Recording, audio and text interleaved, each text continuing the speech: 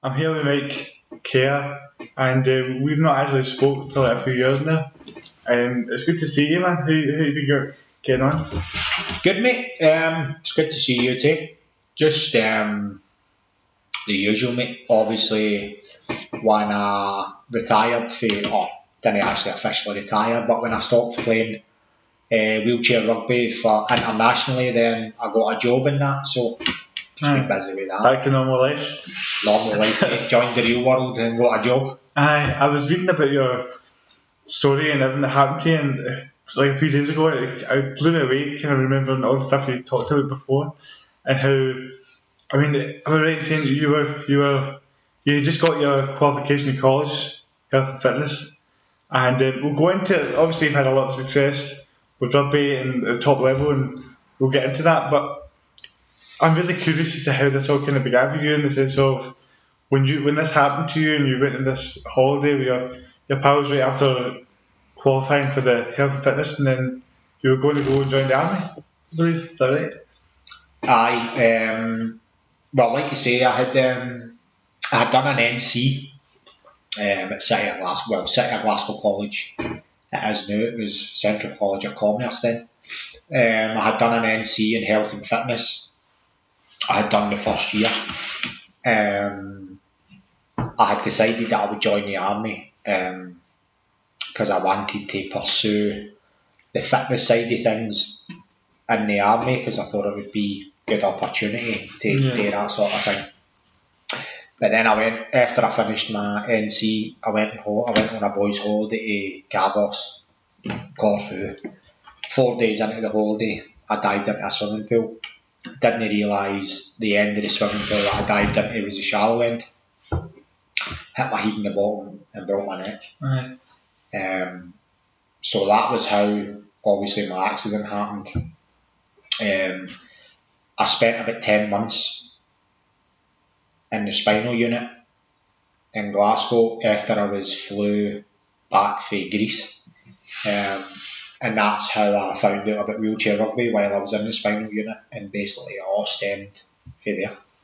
I found that really amazing when I read that you discovered rugby through that whole treatment of that, because it was a mad story about how you were you're in a taxi trying to get treatment for it, and you had to go over somewhere, and it was taking a while for you to get actually checked out. The whole accident, it was kind of reading about it, I'm thinking, this is mad what you had to deal with to get treated for that. Oh, like when I was in Greece, it was an absolute nightmare. I mean, such a backwards country, like, you know what I mean, medically. Yeah.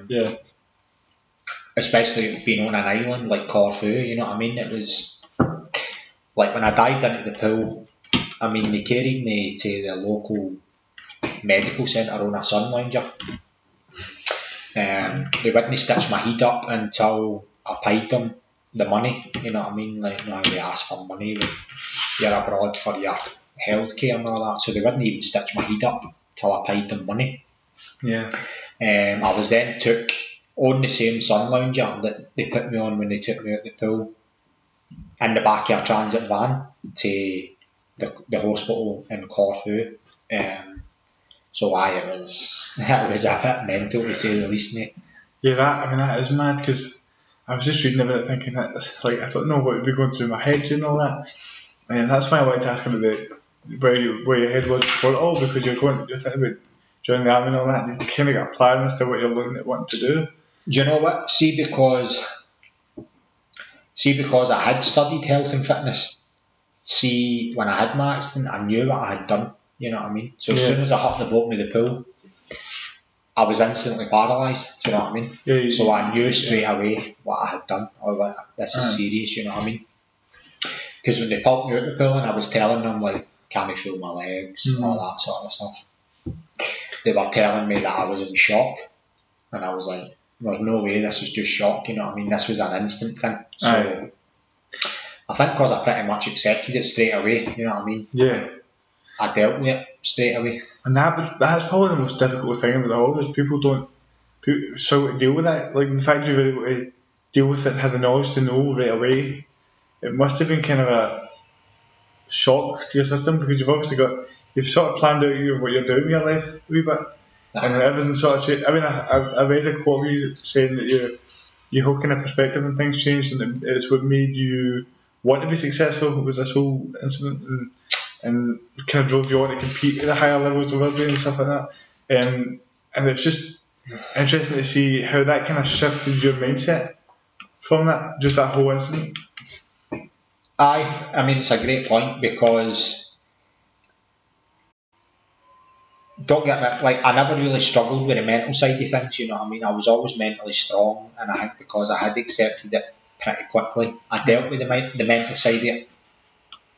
The toughest side of it for me was like the physical side of it, you know what I mean? Having to basically learning to do everything again, you know what I mean? It was like back to being a baby, you know what I mean? You go to, and I mean literally go to learn everything from scratch again, feed yourself, dress yourself. You've got to learn everything from scratch again. So it was the physical side of it for me that was the big thing. But when I took up rugby, obviously that helped me get fitter, get stronger and all that. So the two of them pretty much went hand in hand. But back to your original, what you were saying there. I didn't want to be remembered for, that was that guy that broke his neck. You know what I mean? Like the sympathy vote. Yeah. I wanted to make something of myself, and I suppose be successful in my own right, and not just be remembered for the guy that went on holiday and broke his neck. And it was actually more, not even for myself, it was actually more for my family. You know what I mean? I wanted to make my family proud of me.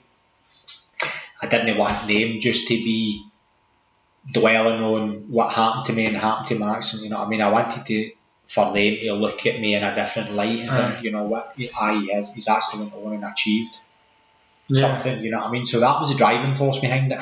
Like it's mad how similar my sort of feel towards it is the same as yours, even though our experiences are vastly different in the sense of I've always been in the wheelchair. So I had to kind of gradually learn things. I wasn't thrown into anything. It's just always been the way that it's been.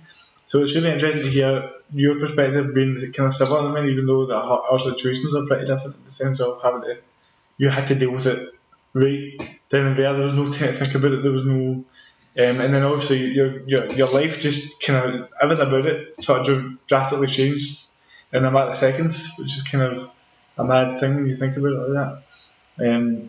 Because for me, one of the things I think made it easier for me is just having the time to kind of process it all and then get to the point where I am now. But if I had to sort of change my whole lifestyle to one incident, it's difficult for me to put that into those shoes. So it's kind of interesting to hear that kind of perspective on it. And then obviously you turn that sort of drive that you had to rugby. And you actually started playing rugby a year after the accident, is that right? It was pretty much, mate. I had my accident in August. It's just actually been 20 years, just past here. August the 13th. And I started playing rugby the following May, June time. So I was discharged to the spinal unit in the May. And I think I started playing rugby in the June. And that was basically, so straight into it, I started training. At the time there was a club in Falkirk. Trained on a Monday night, and I started going along to training on a Monday night. And it was just like, obviously, like I said earlier, to help my rehab, do you know what I mean? To get me help me get fit and strong and all that again. But then I quickly sort of fell in love with it and thought, you know what, this is probably what I would like to focus my attention on and see where I can actually get to, you know what I mean, within the sport. And that's basically what I've done. But that's what I was about to ask you, like when it became like a thing where you were like, I want to compete at the top level of this, because it's one thing to say I'm enjoying it and I like it and I'm going to play it. It's another thing to say I want to go to the Paralympics and I want to represent Scotland and I want to represent Team GB. That's a whole different kind of level to it, that most people don't have. So you really achieved quite a lot of things. And your first tournament was 2011. My first tournament. My first major tournament was 2011. So I was actually selected for the Great Britain development squad way back. I think it was actually 2002, 3. So it was fairly quickly, you know what I mean? That was quite quick, man. And then I was on the development squad all that time, pretty much. But then I was selected for actual Team GB, like the Great Britain full squad, in 2006.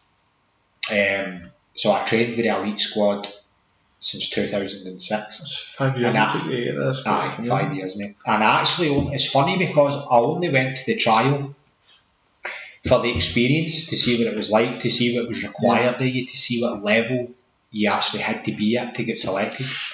And I actually got the phone call for, I think it was a coach at the time, or performance director, whatever it was, basically telling me that I had been selected for the Great Britain. It was a long squad, it was called at the time. So that was 2006. But I never made my full international debut to 2011, the European Championships 2011. Yeah. So like you say, 5 years. It's a graft. That's a graft. It's 5 years of hard graft, mate. And because obviously I was based up here, living in obviously just outside Glasgow, all the training camps and all that were down south, you know what I mean? Yeah. So I had to travel down south for all my training. Like, now we're talking like on a weekly basis, travelling down, training, everything for 5 years before I even made it. What's that process like in terms of actually being in that pool to be picked for that? Like, how hard is it to get into that mix? Getting into the long squad, I wouldn't say was particularly hard at the time. Like I say, it actually just happened to me by chance. But breaking into that full 12-man team was hard because at that time there was 2 players the same classification as me in the team, and like the 2 of them were ahead of me, you know what I mean? So it was basically me trying to take one of their spots, you know what I mean? That's what it was like. So it was basically 3, I think it was 4, maybe 4 players our classification at that time, all vying for 2 spots, you know what I mean? Yeah, it's similar to professional football actually. It's quite a classification makes it difficult, isn't it? Classification, right? It's all about classification. It's all about how many players in the squad at the same classification, you know what I mean? How many players they need at that classification. So there is a lot of no red tape as such, but you know what I mean? A massive part of obviously disability sport or whatever you want to call it is based on classification, you know what I mean? And a lot of it actually can just be down to your luck with classification as well, you know what I mean? People can get lucky with classification and some people can be very unlucky. Yeah, it's quite a tricky system because there's guys I know that are like top players in my sport, but they don't get in because of the classification and how it works that way. But I suppose that is the only real fair way to do it in a way. Aye, it is the only fair way, mate. You're right, but well, I can only talk about from a rugby point of view. But the classification manual to classify people for rugby was wrote a long time ago. Okay. You know what I mean? So in my opinion, it's outdated. Do you know what I mean? Aye. The classification manual's outdated, so we need to be developing and moving with the times, you know what I mean? Because I think some people have been dealt, you know what I mean, dealt a harsh blow when it comes to classification, because the difference for being probably a good club level player, you know what I mean, and an elite and a national player can hinge on that classification, you know what I mean? So if you're say you're a 1 pointer in a rugby, for instance, but you're at the top of that 1 point spectrum, and you go up to a 1-5, you know what I mean? That could end somebody's international career, you know what I mean? Yeah. But then you get the other side of the spectrum as well, where people are weak at the classification, so the lower end of the classification, so it's tricky, you know what I mean? It's a fine line. Yeah, it's kind of like your handicap in golf. You know, Aye, pretty much, mate. But it does need to be. I don't think it's something that's that looked at though. It's quite. You know, they don't look at it like you say. It's quite out of date. I mean, It's out of date. You know, and you end up with people missing out on these things. That's great. 100%. In my opinion, it's out of date. We need to move with the times. And the thing is, as well, again, just reverting back to rugby. Rugby was started for people with spinal cord injuries, right? Right. So the manual was pretty straightforward. It was based on the spinal cord injury, you know what I mean? Basically, level of function for people with spinal cord injury. But now, more and more disabilities have come into the sport, you know what I mean? So you've got people with CP, you've got amputees, all of them have come into the sport. And don't get me wrong, it's made the sport so much better. It's made the sport faster, harder hitting. So it's brought the sport on, but you can't classify these guys the same as you classify somebody with a spinal cord injury. Right, so that's the problem. The problem is that they're using one rule for all. Is that the kind of pretty much? They're using the one manual for all rather than classifying people based on. Don't get me wrong, there's slow improvements and it's coming in gradually. You know what I mean? But for me, this needs to be looked at right across the board. Do you know what I mean?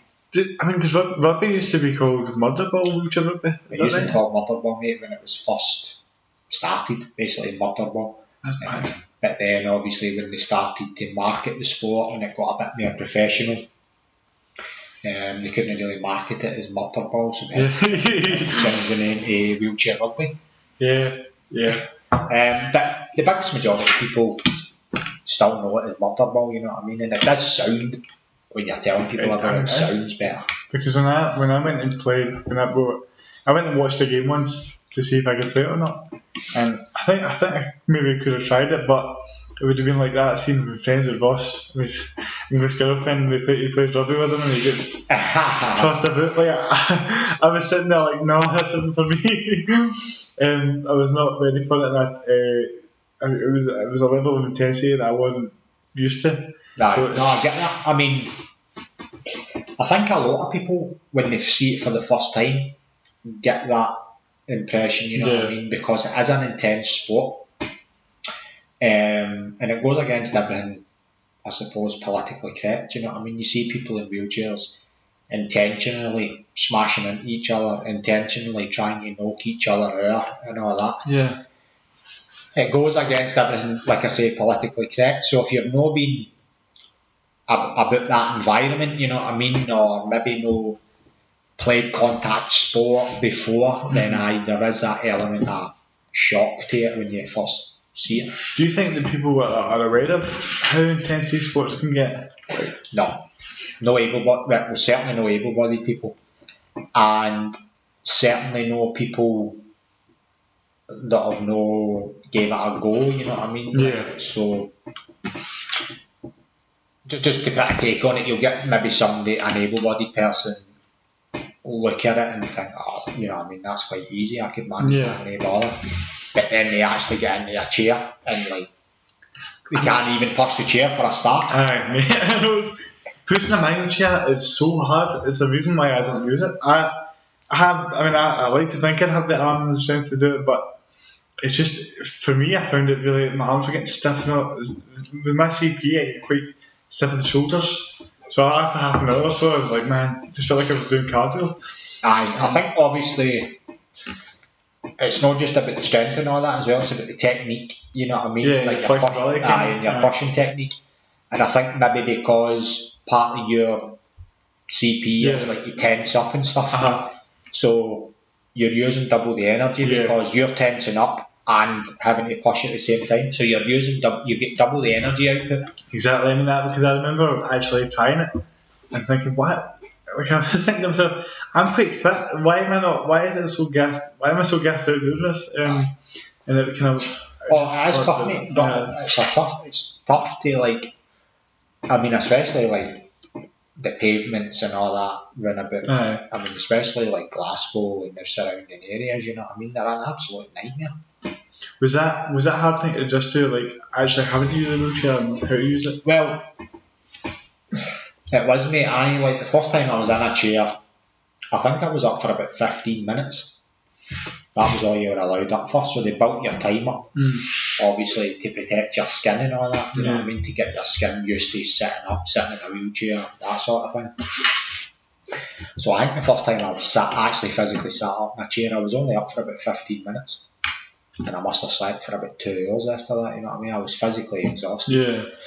But obviously I was a lot weaker in that back then. But even when I get out of the spinal unit, like I lived on a hill, you know what I mean? When you basically come out my door where I lived, out my gate, I was bang on a steep hill. You know what I mean? So anywhere and I never drove at the time, so anywhere I wanted to go, I either had to push uphill or push downhill, but I have to push up the hill. Yeah. That would be on the way back. So I was like back, I was a quarter of the way up the hill. So either way I went, I could go downhill, but I had to come back up. You know what I mean? Or I could go up the way. So did it kind of make you aware of things that maybe you hadn't thought of before? You were like, oh no, you got this hill now. No, didn't get a second thought, mate, because when you're in the spinal unit as well, everything's flat, obviously, in it.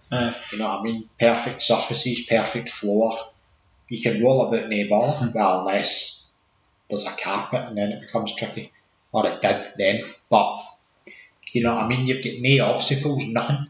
But then when you get out into the big bad world, obstacles everywhere, you know what I mean? You've got pavements with camber, you've got pavements with holes, you've got hills. Everything then becomes a challenge. Yeah, is it hard to do it on a night out? Because I'm imagining like Tricky Hill Street and things. Aye, mate. How much of a nightmare would that be? I've actually like fell out a couple of times on that. Like that. I actually, talking about Sucky Hall Street, I fell out in Sucky Hall Street one night. But obviously that's like drink related. But it can be tricky because like you look at some of the hills around about here, man. You know what I mean? And like, I know. It's just physically. Some of them are just physically impossible. Because I see something like you and I always wonder like that must be. Because I got wee hills and I don't even think about it because I've got a power chair all the time. So it doesn't even occur to me, and then I see you coming in here and I'm like, arms must be knackered all the time. Like. Well, obviously, like the fitter and the healthier that you can be, you know what I mean, obviously aids your day-to-day life. Of course. And makes your day-to-day life easier in a chair. That's how I promote or say to everybody, listen, when I'm giving out advice, be as fit and healthy and as strong as you possibly can be, because it'll just make your day-to-day life easier. And you never know what can happen. One day you can be not in a chair and the next day you're in a chair. Exactly, that as well, you know what I mean? But just day-to-day life, because you could be out and about, pushing about. If you come to a hill, I mean, if you can't push up the hill, you know what I mean? What you got to do? Yeah, there comes a point where you need to rely on yourself. You're like 100%. Aye, like, nobody's going to be there to push you up that hill. It's quite a good metaphor in a way. Well, exactly, that's the thing. And if you want to live as independent a life as you can, then you know what I mean. You need to be in the best physical condition that you can be in. And it's great to hear something like that, because this is why I want to have someone like you on, because for me it's like people don't see that side of disability. They just think about when they think about sport, I think they kind of just think it's all about inclusion and all about sort of a welcoming feel to it, which is always important. We spoke about this beforehand. Like, it's always an important thing, but they don't really necessarily know the competitiveness and the drive that it takes to be there. They don't. It's an ignorance. They don't know. People look at.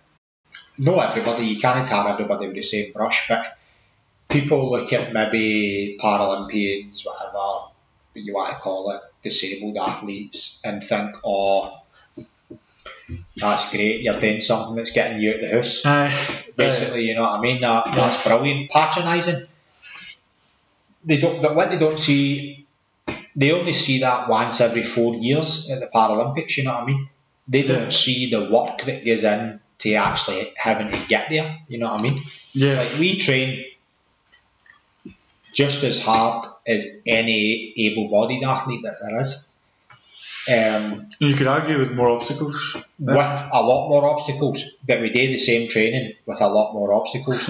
And you've got to remember, like, we're also training the muscle groups that we've got to use to get us from A to B every single day. So our muscle groups don't get a rest. That's actually that's a brilliant point, actually. It's like an able-bodied athlete can train their upper body, their legs will be fine, they can still walk about fine. We can't, you know what I mean? We're working our upper body and then having to push our wheelchair from A to B, having to transfer in and out the motor, having to transfer in and out of bed. The muscles aren't getting a rest. It makes you wonder though, because people talk about overtraining, and how easy must it be overtraining then if you're working the same groups all the time? Massively, and that's a great point as well, because I felt when we were training, when we were going to London 2012, I believe that we overtrained.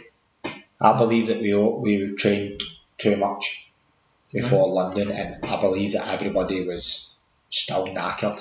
When it came to time to compete at the games, I think everybody was still burnt out.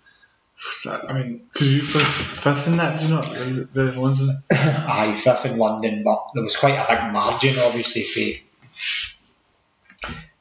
obviously winning gold and finishing 5th. I think, obviously, there was still a wide margin there. I wouldn't say we were close to the top 4 or the top 3. Rio was a lot closer. The margins were a lot smaller. What kind of makes me wonder then is, in 2015 you go on to win the European Championships in Finland, 3 golds in there. So from the difference of playing 5th in the Paralympics to 1st in the European Championships, did you have to then change the approach? Did you do anything to change the kind of what you're talking about, the energy levels and stuff? Aye, because I'll give you like a sort of an indication here. Like, so you can have your club level rugby, right? So in this country, you've got obviously club level stuff. Throughout Europe, you've got tournaments and all that and all. So that's one level. And then internationally, you can step it up to European level, which is obviously a next level up again. But then for European level to world level, Paralympic level is a step up again, you know what I mean? So you've got obviously the big guns like USA, Canada at the time, Japan, Australia, you know what I mean? They were all the top dogs. So though we were the best in Europe and probably running away for Europe, still a gap below there was still a gap between us and the rest of the world. Like say the US, Australia and the likes. And I believe at London we underperformed and that gap was still considerably big. Whereas at Rio, I think the gap was closed, you know what I mean? Quite a good bit. What do you think? Why do you think that was? In terms of training, what was different between the two? In my opinion, mate, a lot of it was down to the players. I believe Rio, we probably had better players. Sorry for anyone that was at London and not at Rio. What's that? Sorry for anyone that's listening that was at London and not at Rio. Listen, mate, you can only speak the truth. Don't get me wrong, we had good players. We had good players at London as well. But I believe the players at London underachieved for where they should have achieved. And I believe there was a lot of pressure on certain players to deliver at London and they never delivered. Is that because it was obviously in the UK? It's obviously could have been, mate. You're hosting it. Home games, massive crowds, playing in front of 10,000 people every single game. You know what I mean? That's unusual for Paralympic athletes like myself to be playing in front of that amount of people. Because the Paralympics is really the only event that gets that kind of coverage. Yes, that's right. You've got no preparation for that feeling of what that's going to be like. No. And you know, you've obviously you've worked your way into the team, you've worked your way into a really good spot in the team, and then the Paralympic comes up. Was it something? How was your mindset going into that? Were you terrified, or how was it? No, mate, I was just excited. My mindset was fine because I knew that I had done everything possible. Mm-hmm. I had prepared the best that I could prepare to go into the Paralympics. Don't get me wrong, like you say, nothing prepares you for playing in front of 10,000 people. No. 10,000 people predominantly cheering on Great Britain, you know what I mean? Mate, that noise. The home crowd pressure. The home crowd, the noise. Like on court, we couldn't even hear each other. It was pointless communicating because you couldn't hear a thing anybody was saying. Yeah. Now, the pressure was massive. Our opening game against the USA, we were in the tunnel waiting to come out, man, and you could hear the noise was deafening. And the USA, like, they're big smack talkers, you know, they're big trash talkers. Aye. So they were doing all that in the tunnel. So between them and the tunnel and the noise outside for the crowd, you could actually see people in our team physically shrivel up in the tunnel. So a lot of our team, I believe, were beat before we even went out onto the floor. And that brings up an interesting question, because you are saying how you didn't feel that, you felt prepared. So what did you do that they didn't? I don't think I done physically nothing. It's just like physically it's almost a sort of, if you get into the Paralympics, right? Physically it's almost a given. You're like, you need to be a certain. In the best shape of you're in the best shape of your life. For me, it's mental. Yeah. It's the mental preparation. So what did you do differently? Like, what was your mental preparation like?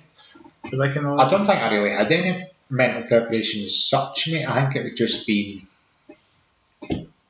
I think sometimes just being mentally strong can come natural to some people, and other people need to work on it. But don't get me wrong, there's certain people who there's maybe a wee bit more pressure on, like certain players. So maybe your higher pointers, you know what I mean? Yeah, to produce the goods, you know what I mean? You're the main man of the team. Yes. And I think that pressure maybe have got to certain people. Yeah. And that pressure became too much. Certain people crumbled. So you think it's just a matter of you were able to figure out what was best for you? What's best for you? How you prepare your mind for getting into that, obviously, environment. For me, see, when I started playing, the crowd, like, it was like they weren't there. It was just noise, you know what I mean? I didn't even think about the crowd. I just thought about the game.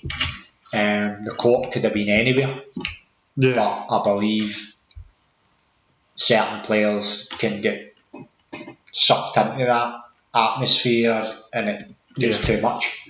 And you were just at a point where you felt as if you'd done all the training, you'd done all the preparation, and you knew exactly what to do, and if you were given the ball, you knew what you were doing, you knew where to go. 100%. And I was like 100% happy with my role within the team, you know, what I had to do, where I had to be, etc, etc. But thinking about it as well, like, it took me 6 years to get to that level, Paralympic level. So I was training when I was in the squad, training with Paralympians that had been there, had done it, top level people, for 6 years. So I felt that you were more than ready. Mm-hmm. I had like gained my experience, but I believe there was people that played at London 2012 that got it handed to them, that didn't do that 5-6 years work beforehand to gain that experience. I believe they were handed it to them, and I believe it came too much too soon. And it's one of those things that it's such a great point, because for me, I can only speak from my experience, where it feels as though the only time that I've ever been nervous is when I turn up to a game of football and I've been like, knowing I've not done like there's this technique or this drill that I've not drilled into my head yet, and I'm going to play in this big game, and I know that I've not done it, and so it might be different for people, but the nerves for me come from knowing I've not done enough beforehand. Like, if you go into a game and you know if we win this game, I'll know that I got lucky. Nobody will know that I wasn't really ready for that, and but the thing that drilled it into me was that never happened. Every time I didn't prepare for it, I always lost. That's it. No, I understand it. Don't get me wrong, I think everybody gets an element of nerves, you know what I mean? But it's how you use the nerves. But if you can put your hand on your heart and go into that game and say, listen, I've done everything that I could to prepare for this, then I think that's all you can do. Yeah. But like you say, you're going into games nervous when you know you've not fully prepared. You know what I mean? And when you're talking about, like, there was a thing that my brother said to me one time about that feeling, you get the nervous feeling, because you do get a feeling, right? But it's about channeling it the right way, in the sense of it can be a good nervous feeling. It doesn't have to be a terrifying nervous feeling. Because the work you've done has been done at this moment, it's about to pay off. Yeah. And that should be exciting. You're going to be nervous, but it's, my brother said to me, there was a game we had, I remember, I can't remember the specific game now, but there was a big game just before that. I said to him, I don't know what this feeling is, I don't like it, I'm prepared, but I feel really nervous.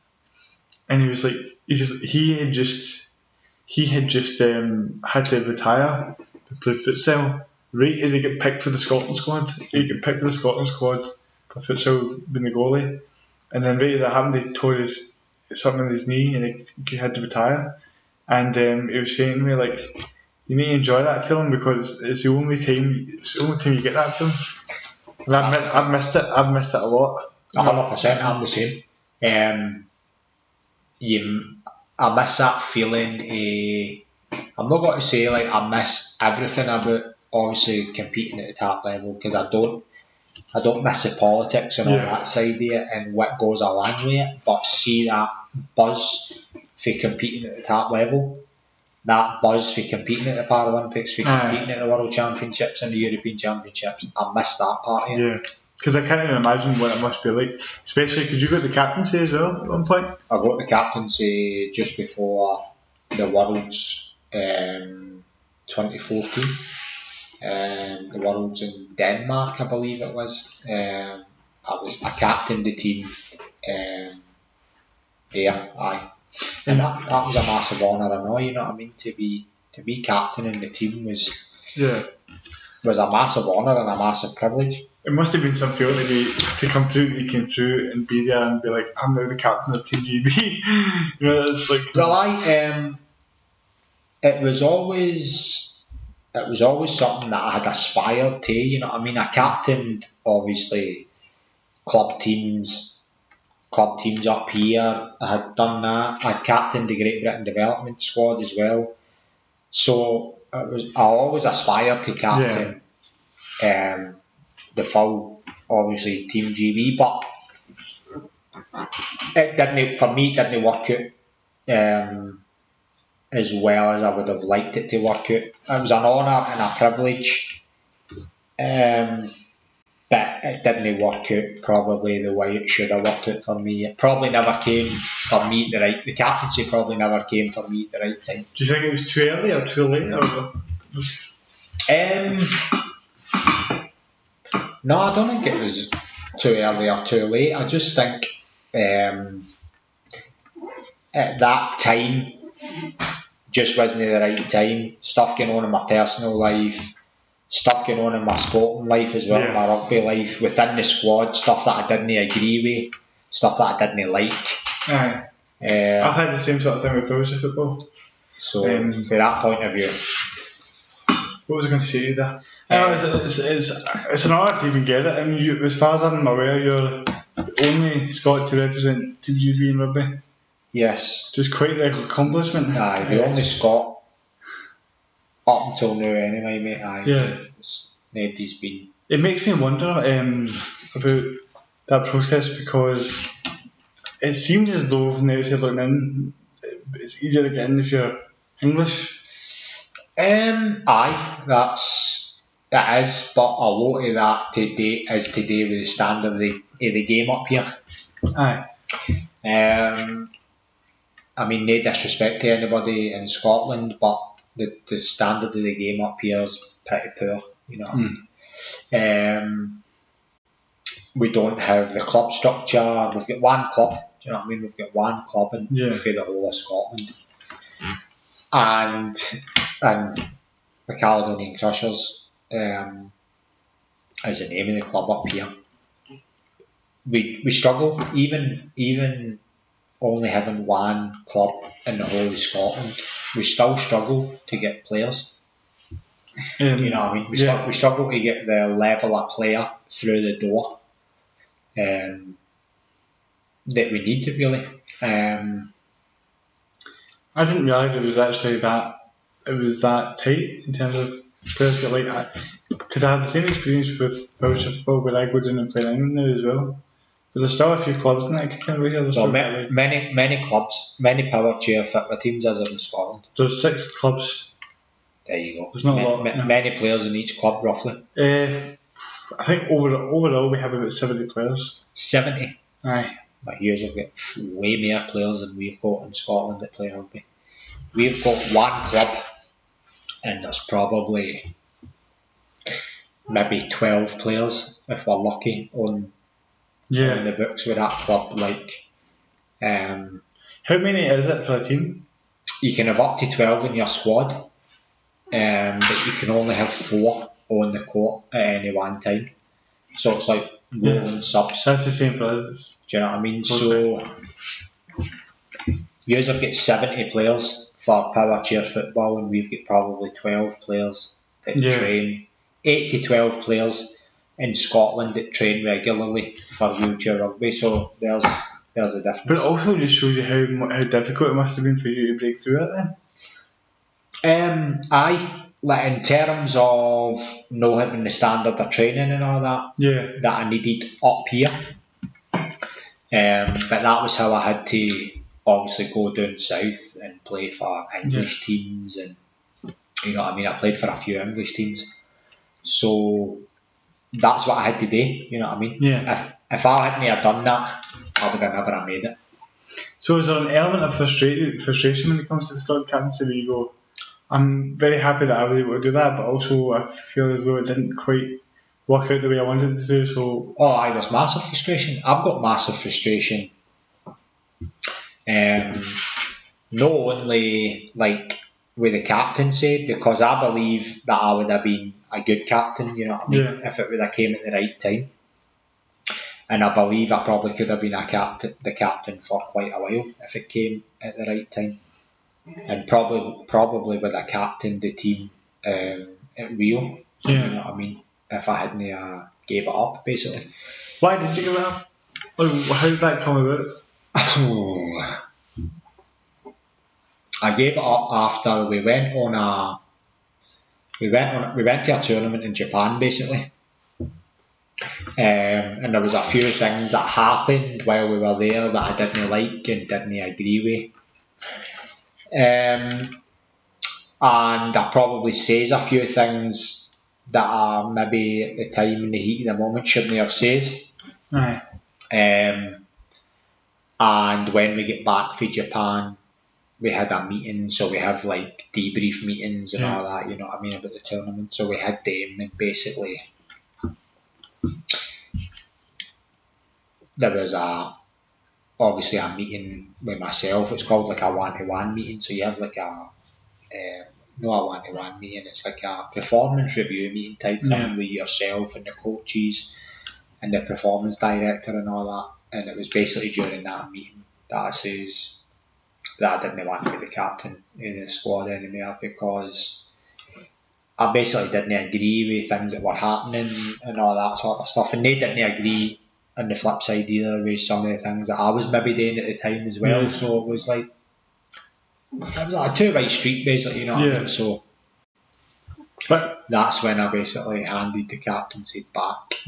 I can really relate to that kind of frustration, though, in the sense of there's things I don't agree with the way people are running in disability sport overall, even just the way that we kind of promote it and push it is some sort of like take part thing, which is obviously important. Like, don't get me wrong, everyone needs to feel included, everyone needs to enjoy the sport, and there's always going to be a place for that. But we don't necessarily show or showcase enough kind of effort it takes to get to the Paralympics. I mean, that kind of when you talk about the difference between the levels of here in England and then here in the world scene, to be able to get from where you were to there must have been such a incredibly hard thing to do. And then massive. I believe you're pretty much spot on what you've said there. I also believe there's a lot of snowflakes as well. You know what I mean? I think people think because you've got a disability, you can't say that. You can't. You know what I mean? Like, well, hold on a minute. You've got a disability, but you're an elite athlete. You're supposed to be an elite athlete. Yeah, and you just told me there that you guys put in the exact same amount. You know, I mean, it's the same thing you're doing. So why is it such less coverage and such less publicised compared to we talked about David Weir we spoke about before? David Weir. He's got 5 goals. I think he's got more than that. I think at London, pretty much. I think he won 5 at London in total. 5 at London. And like, how many people would know that? You know what I mean? People that listen to this, 4 or 5, I think it was. So I bet a few of them won't know who he is, and it's bewildering that. Like, and then we use the example of you look at other athletes in London that done well, one gold or so, and they'll make millions of it. Yeah. In the mainstream, able-bodied athletes, if you like to call them, can win 1 gold medal and pretty much set themselves up for life. You know what I mean? With endorsements and that sort of thing. And then you've got a guy that wins 4 or 5 gold medals and nobody's ever heard of him and knows who he is. That's not right. You know what I mean? That shouldn't be the case. So, as a guy that's been in that system and you obviously put in that work and put in that graft and got to it and achieved all these things, what do you think can be done to change that in the way that we look at it and how we can get at the same sort of level as these I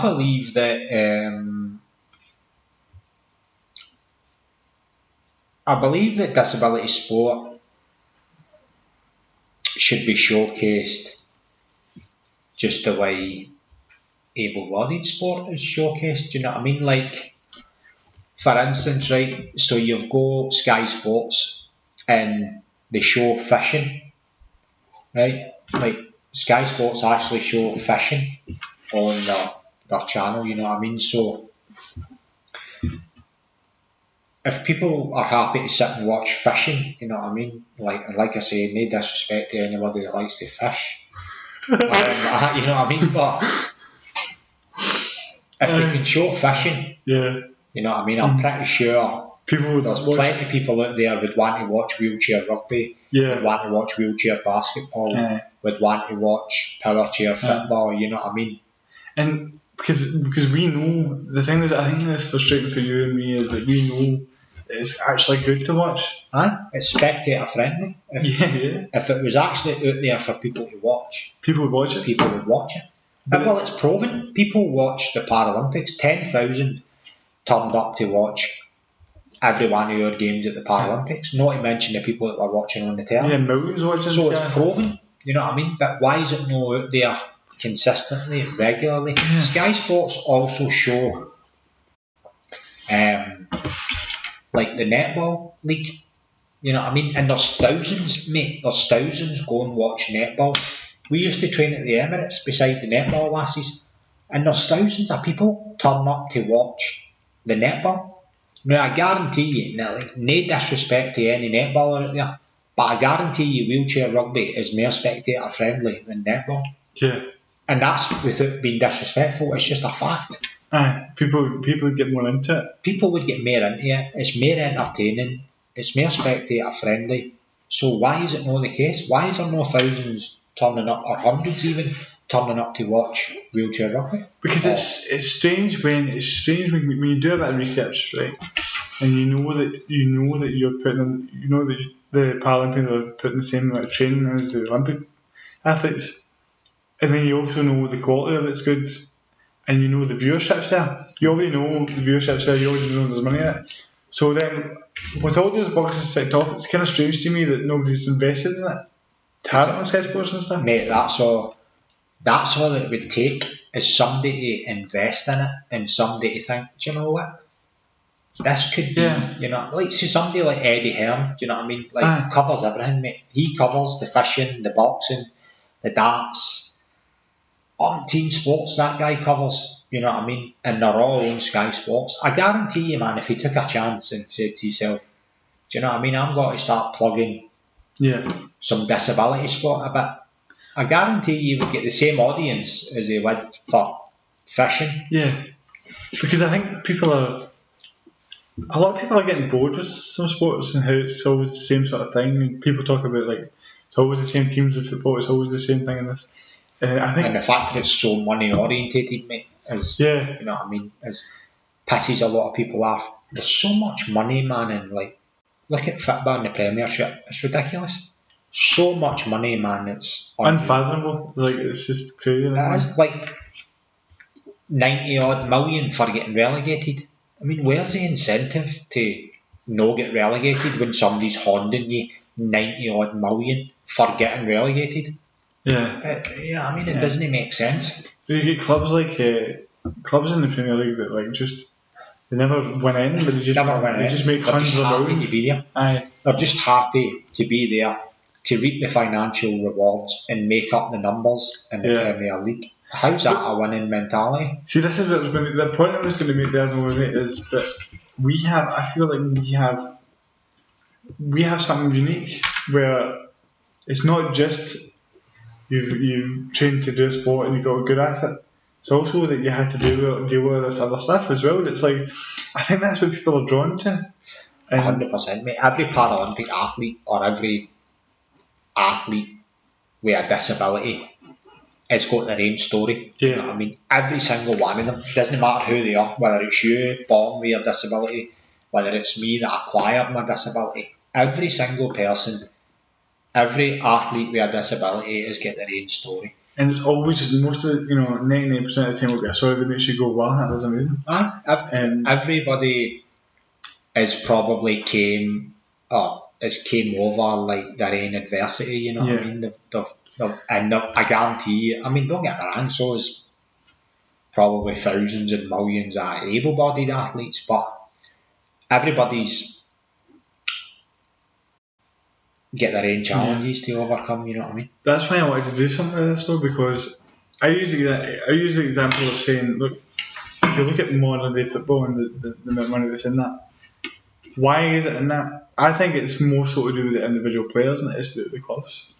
In the sense of, if you look at Messi and Ronaldo, right? Yeah. When I think about football, I think about those two guys before I think about any club. How many people know more about Juventus now than Ronaldo did there? 100%. I mean, you've got these players now that, they're just so high profile. You know what I mean? Like you say, they're bigger than the club. We don't necessarily, what's the word, promote ourselves that way. We don't say this is what we're doing and how, like, when you look at guys like that became these mega stars, when you look at this about sport, I think not really, people just look at it as like a really big group thing because nobody knows the individual stories of the guys. Well, because within the disability or within the Paralympic sporting world, you have got these megastars, you know what I mean? Yeah. Why are they no megastars? Because they don't get the publicity that they deserve, whereas your Ronaldo, your Messi and all that get the publicity. Look at David Weir, for instance. Won multiple gold medals. Now that guy's a superstar in his own right, and his chosen sport or whatever, he's a superstar, you know what I mean? Yeah. Tanny Gray Thompson, You know what I mean? All of these, even Gordon Reid, like, Gordon. You know what I mean? Gordon Reid, like, even in the referring to wheelchair rugby, you've got Riley Bat. You know what I mean? The Riley Bat's probably like the Messi of wheelchair rugby. So why are these guys not on the pedestal or go anywhere? Not even anywhere near the profile. They're just not even on the radar. Yeah. What these guys are. What kind of profile did you get after coming back for being the captain and things like that? To be fair, mate, the publicity that we got and the profile, I would say, run about the London time. Wasn't actually too bad, like, but that was because it was London, you know what I mean? It was at home games. Channel 4 were doing a lot of promoting. Obviously, Channel 4 covered it. There was adverts done by Channel 4 and all that. So, run about then, it wasn't too bad. But after that, it just all fell away again. Yeah. So it was the London effect, really. The London effect. And they keep talking about this London legacy, right? Everybody talks about this London legacy. Where is it? Where is it? I don't see any. I really don't see any. We're still, although it has progressed Paralympic sport and it opened the door for Paralympic sport to get showcased in the mainstream and to the general public, but it's not moved on anywhere near as far as what it should have, in my opinion, you know what I mean? All we see is every 4 years the Paralympics. Why do we not see anything in between? Yeah, exactly. I mean, why do we not see European Championships? Why do we not see World Championships? Why is it just every 4 years the Paralympics and that's it? Yeah, that's true, because you guys went with gold in Finland. I mean, that was a big achievement, and not many people will have known that if they've not researched it. Nobody will have known it, mate. And we probably played in front of like one man in his dug, you know what I mean? Aye. So how is that even possible, you know? I mean, you've got Team GB competing in another country, winning gold, and nobody knows anything about it. Because I think that this is why, like, see, even when you're saying all this, I've never heard anyone in the Parliament say anything like this before. Do you know what I mean? So it makes you go, maybe people just don't know. It's just not out there. It's just not even. Well, it's not out there anywhere near enough. You know what I mean? But even I'm just meaning in terms of just from your personal frustration and things like that, the way you see it, how talking about the London legacy and how it's not anywhere near it should be. No. But to hear that coming from somebody that's actually was there, right, you know what I mean? Well, here, putting that into like perspective again. London 2012, right? 10,000 people watching wheelchair rugby. How many years ago? Right? Now, we've still only got one team in Scotland with 12 people playing. Right, yeah, I get it. You get what I'm saying? There's not been any development since then? No, there's been zero development. Well, maybe down south, there's been a wee bit more development. Yeah. Other clubs have formed and other players. Scotland, zero. Yeah. Nada. Do you think, so is it an element of, because the worry for me would be, what if you're sitting there and what if like one of the best wheelchair rugby players in Scotland is just in his house, doesn't know anything about it? Yeah. He doesn't even know it exists. He's so unaware of it. But he could, if he's seen you on the telly, he'd be like, oh, what's that? I can check that out. There's nothing like that. I wouldn't even know wheelchair rugby was a thing unless I'd met you. There is also people that are playing sport. So, for instance, there's a lot of wheelchair basketball players, for instance, right, that are good wheelchair basketball players, but are never going to go any further than club level. Mm-hmm. But could come to rugby and be absolute superstars, but they don't know that. You know what I mean? Yeah, because that's an interesting point, because wheelchair basketball does get some privilege Out of all the disability sports, wheelchair basketball is one of the ones that's actually got a good TV deal and stuff. That's probably got, obviously, but it's always been the case. It's always been wheelchair basketball.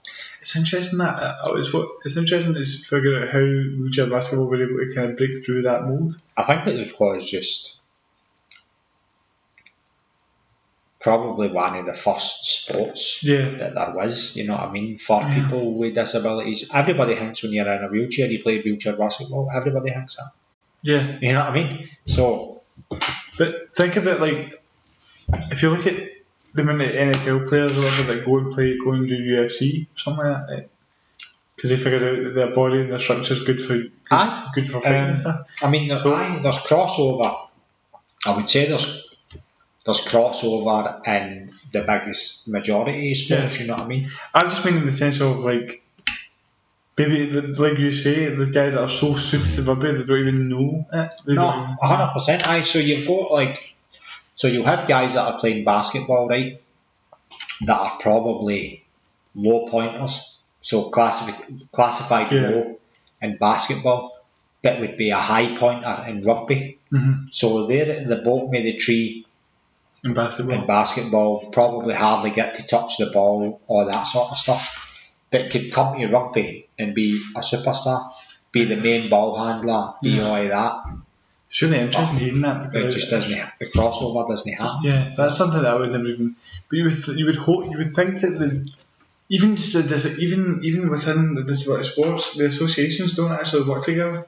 No. Either. It's like you think about it. You've got disability sport, the organisation. Mm-hmm. Like, why are they not letting people know about these things? So why are they not saying to their wheelchair basketballers, well, hold on a minute, like, you know, you're never going to make it at elite level as a basketballer, but you could possibly make it at the elite level as a wheelchair rugby player. What exactly? Why is it this isn't happening enough? There's not enough crossover for sports, if you know what I mean. Martin Perry, when I was interviewing him, said the same thing. He said, something similar, where he was saying how he loved football, but he got to a point where he realised that football he wasn't going to get to the level he wanted to be at. That's what I mean. But he ended up becoming one of the top players at table tennis. Yeah, 100%. That's just another example, you know what I mean? So but that's the same in parasport. Yeah. You know what I mean? There's people that probably realise, I mean, for instance, there's wheelchair rugby players that have went on to athletics, you know what I mean? That have went on to throwing, that have went on to racing, swimming, you know what I mean? Yeah. There's crossover there. And I guarantee you, there's probably hundreds of wheelchair basketballers in Scotland that aren't going to make it as an elite level player in basketball, but could potentially make it as an elite level player in rugby. Yeah. Just because of the function and the classification. So why is there no the crossover? Because in the numbers for rugby, like you say, are so low that to be in the mix, to get in the mix, but to get to where you got is something that's like, obviously Scotland have not many to pick from, like you say, and then but to get into Team GB must have been the process of that must have been something where, did you think it was unrealistic at first, or did you think it was something that was too far away? I didn't think it was unrealistic, but I knew that I had to go away and base my club game down south, or I would have never made it. If I'd just kept playing up here, I would have never got into Team GB. I also believe it was part of the reason why it took me so long to break into the team, you know what I mean? Because you were Scottish? Not because I was Scottish. Because of the difference in the standards? Because of the geography, you know what I mean? Having to constantly travel for training. I'm in the same sort of situation right now with provincial football, really, where we are getting better, things are improving, and there's a lot of good players there, but standard is a big gap between it. Why is that? Like, why are we at a disadvantage because we live in Scotland? They actually had it. They had a league. England had a league and all that, a national team and all that before we even ever had a training session. I know, but why is that? Why have we got top of the range facilities like we've got at Larks, but we just don't seem to be generating the talent? Even look at Fitter. Yeah. You know what I mean? How much actual world class talent in Scotland do we actually produce? And how many players need to leave Scotland, the Scottish League, to get better? Exactly. Why is it? I mean, don't get. And how many foreigners do we import? I actually think Keane Tierney is a really good example of that. The reason why I say that is because that guy was completely 100% die-hard Celtic fan. There was ever a guy that was going to stay, it'd be him. And then even he was like, I want to improve my game.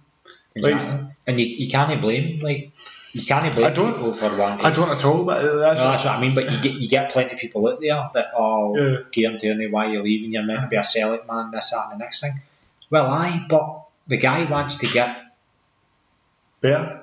Not just better, but he wants to achieve. He wants to be elite. He wants to be. He wants to achieve bigger things. He's only going to achieve so much playing in Scotland. The guy wants to go and test himself against the best players in the world. Yeah, and he's never going to get that here in Scotland, playing against, you know what I mean? And it's just a different. He was talking about it at that podcast recently, where he said a different sort of pace and all that, which is. But it's 100%. But this is coming back to the point of this is what's interesting about it is that when you get a guy like him saying that, and then I'm saying that about Project Football, and you're saying that about Mutual Rugby. Yeah. So it's not just one sport; it's all these different sports, whether you're in a wheelchair or not. So there's obviously a problem with how we're doing things here. Like there is a problem. There's definitely a problem with grassroots sport. Yeah. In Scotland, 100%. We just aren't very good at sport. Like, let's face facts. We just aren't very good at elite levels. We aren't. It's a fact. Like, and how do we make that better? How do we improve? How do we get better at sport? Because we just aren't very good. We aren't very good at football at the top level. We aren't very good at rugby at the top level. Why is this? Exactly. And then also, I think that comes back to the kind of cultural question of how. Like there was an example somebody used years ago in school. I can't remember the specifics of it, but it was like a Scottish guy had won a golf tournament, but he wasn't the favourite. There was somebody else that was the favourite. He was English or something, and he was the favourite. But the Scottish guy like got him in the last day because he missed a few shots. Aye. And that tournament wasn't. This guy's won this, and he's Scotland. It was the headlines were more. This other guy threw it away. Aye. So even in our own country and our own culture, we don't like to say this guy did well. This is Mike Kerr. He's the. But you know what I mean? I also believe, like, we're too quick to criticise and put our own down. You know what I mean? Like. You see it on social media all the time, you know what I mean? People are we don't get behind. I don't think we get behind with sport and talent. The way England do, for example. No, even down there. I think even down there they're bad for it, you know what I mean? I just don't think we get behind with sport and talent and we're up and coming sport and talent as well as we should and give them the support that we should. And even down there, like I say, they're the same. You see things on. I'm quite a big boxing fan, you know what I mean, Foley boxing a lot, and you see boxers getting criticised constantly, man.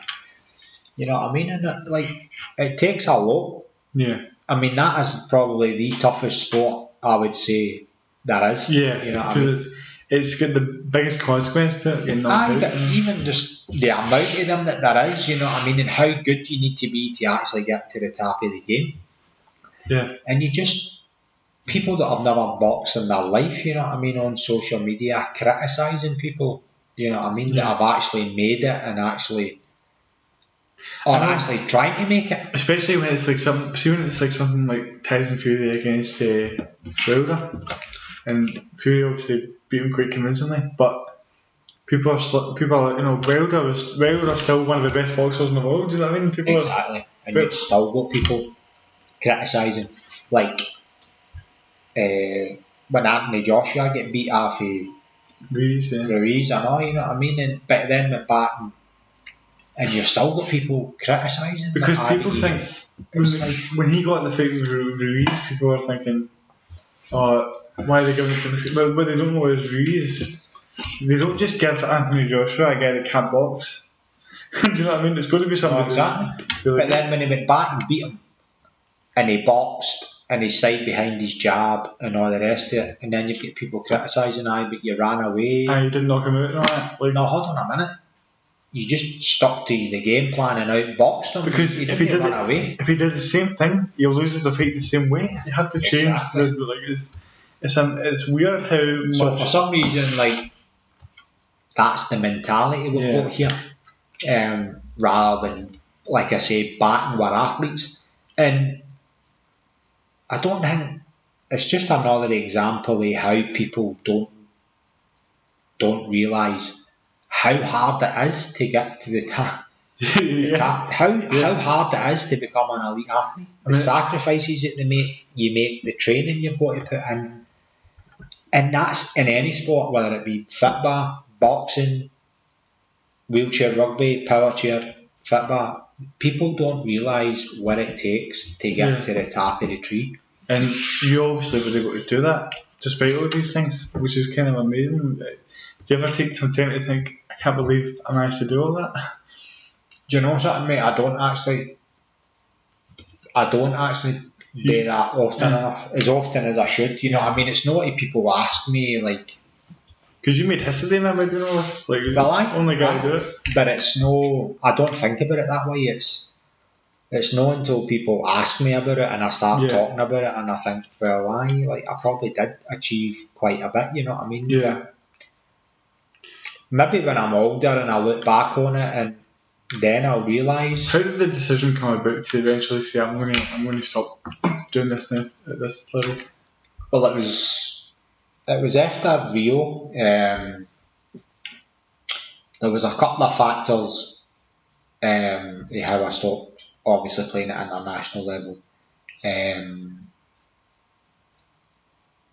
One of them again was I didn't agree with a lot of the things that were happening within the squad and within the sport and all that at the time. Also, I wanted to leave on my terms as well, so I wanted to basically leave your peak at the peak. So I didn't want to get dropped, or I didn't want anybody to take my place. I wanted to go on my terms. And then also there was like the fact that I wanted to do other things with my life, you know what I mean? Because being a full-time athlete obviously takes up all your time, so there's no really time to do anything else. You had mentioned that before, the amount of time that it takes. Does it feel like you in terms of like sponsorship and money and things that you probably should have got from that, is there an element of feeling like you didn't really get the sort of outcome of it that you should have in terms of making this sort of good, coming out and going, I'm kind of set here now that I've done all this? Oh, aye, 100%. I mean, I'm like. Does it feel like the time, as much as you achieved all that, in terms of overall life and being able to make a living and things, did it not? It didn't accomplish what it should have done. Nowhere near it. You know what I mean? Like, for the amount of time you guys have put in, you go back to like. You go back to like how well known and how much athletes with a disability are in the public eye. Like, do you know what I mean? Like, out with my family and friends, nobody will know who I am. Do you know what I mean? Yeah. Like, nobody will know that I represented Team GB at 2 Paralympic Games, 3 European Championships and a World Championships, and captained the team at the World Championship. Nobody will know that. And the only Scottish guy to do it. And the only Scottish guy to do it. So it's like quite a resume, you know what I mean? But out with my family and friends, nobody will know that. Yeah, and that, with the amount of time you really do put into it, it's just not. So it's quite sad. It's actually quite sad when you think about it that way. You know what I mean? Yeah. But if you had a mainstream or an able-bodied athlete who had, you know what I mean, Yeah. competed at 2 Olympics. He'd be a worldwide. The biggest majority of people would know. Like, So it's crazy.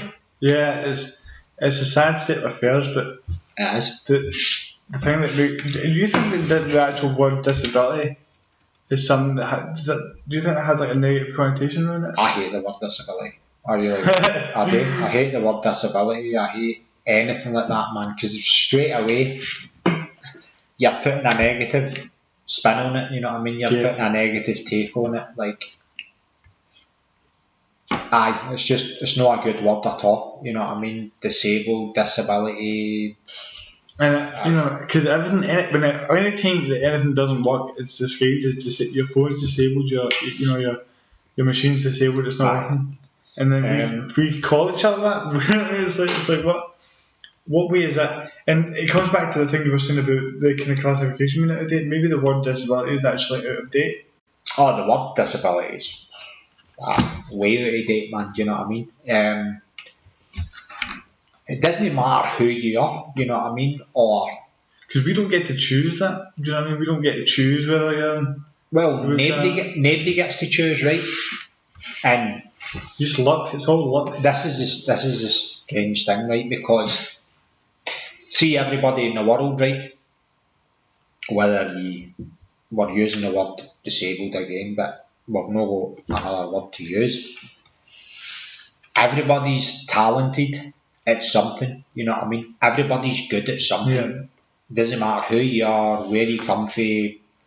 Everybody's got a talent in something, whether that be sport, whether that be art, whether that be singing, whether that be, you know what I mean, playing a musical instrument. Everybody has got a talent. Everybody's talented at something. No, I agree so much, and it comes back to that thing of we're all different. It's scientifically proven that we're all different. 100%. So with that in mind, nobody can do what it is that you can do. Like I can't do what you do, you can't do what I can do. So it's like exactly. We're all individuals.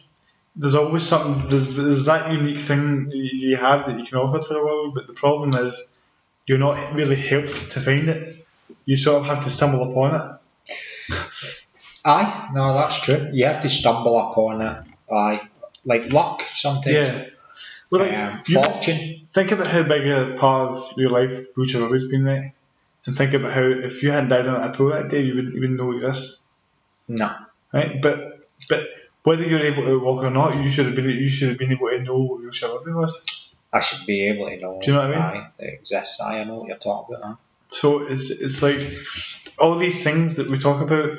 This is why I quite enjoy doing this podcast and stuff, because everything you said here and the way that we spoke about it isn't really something that anybody really gets to say. We don't really have a platform like that where we're able to just come on. We don't. And that's why, despite there being a brilliant podcast out there, I just thought that you saying that to me made me go, yeah. And I have this feeling of if the right person can hear it and hear you say something like that, they go, well, maybe we should look at this. Mm-hmm. I totally agree, but it's getting people out there in the public eye, in it. People are talking about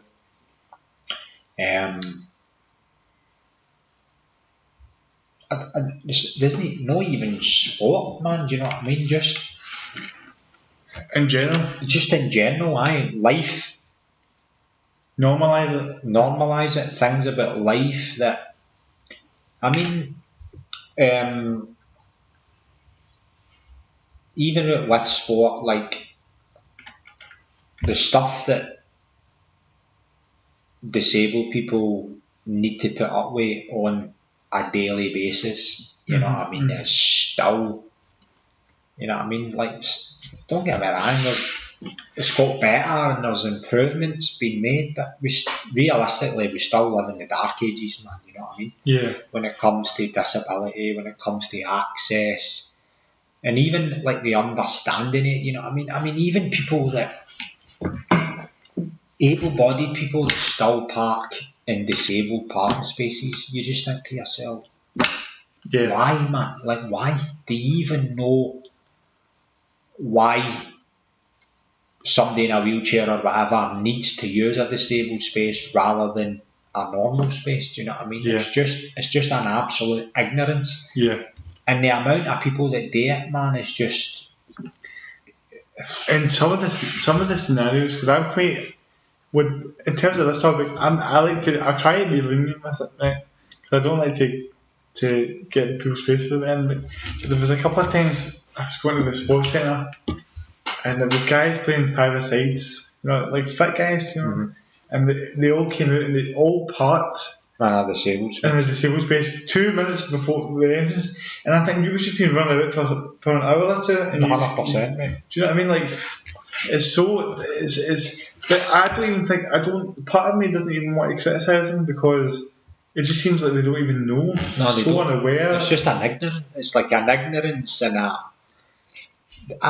they probably do it like totally unconsciously, you know what I mean, without thinking. Like it's crazy, but why do we still live in a world like that? You know what I mean, where we still get that ignorance and that just lack of understanding. Yeah, I mean, anytime that I meet somebody new, they always go to me, I didn't even think about this until you. And that also falls on, in a political sense, like people that lead our country, they'd be like, why are we not pushing for this to be in the limelight more? And there's a real sense of people don't care unless they're in that situation. People don't care, mate, unless it's happening directly to them. They do not care. But unless it's happening directly to that person, they don't care. Yeah, and the thing about that is it's important to remember. Or somebody close to them. Yeah, but when they listen to this, right, what people will find out is that we're just two regular guys. Yeah. In the sense of, if we were sitting in two regular chairs right now, nobody would know that we needed wheelchairs. No. So it goes back to that point of being like, well, we actually, it's not when you see that we are, it's not like we're different in terms of personality or the way that we see things. It's just for whatever reason. Me and you and everybody else out there, we do the same things as everybody else. Yeah. Only we do them sitting down, and when we go to do them, it maybe take a wee bit extra planning or whatever, and you might just do things slightly differently. You know what I mean? Mm-hmm. But we just do the same things as what any other guy would do. And you saying that though, like that's why I would like to be called differently abled. Is what I like. I like that saying, because it's different, but we're still able to do it. I'm still able to do it. Exactly, you're still able to do it. You just do it maybe slightly differently. But even the way I would do something would be slightly different from the way you would do something. Exactly. But you still do it. And that's why I'm like that. Well, if somebody was to call me differently abled rather than disabled, I would relate to that more. Because when somebody calls me disabled, it's never felt right. It's always felt. See, I am the same. I don't even call myself. I don't call myself disabled. I don't even look at myself as being disabled. That's crazy. You just feel like a guy in a chair. Exactly. I just feel like a guy that uses a chair to get from A to B. Yeah. I don't class myself as disabled. I don't look at myself as disabled. I don't feel disabled. Yeah. Well, sometimes I feel disabled because the world makes me feel disabled. Yes. It's not you. It's not me. It's not the disability that matters. It's how everyone perceives that. Yes. That's the problem. And the challenges that are constantly put in your path make you feel disabled. Yeah. You don't feel disabled within yourself. And that's why I think people struggle to talk about it, because the things that you figured out and I figured out, some people, that when you talked about how you always had that mental toughness, I wanted to kind of go back to that wee bit and just say,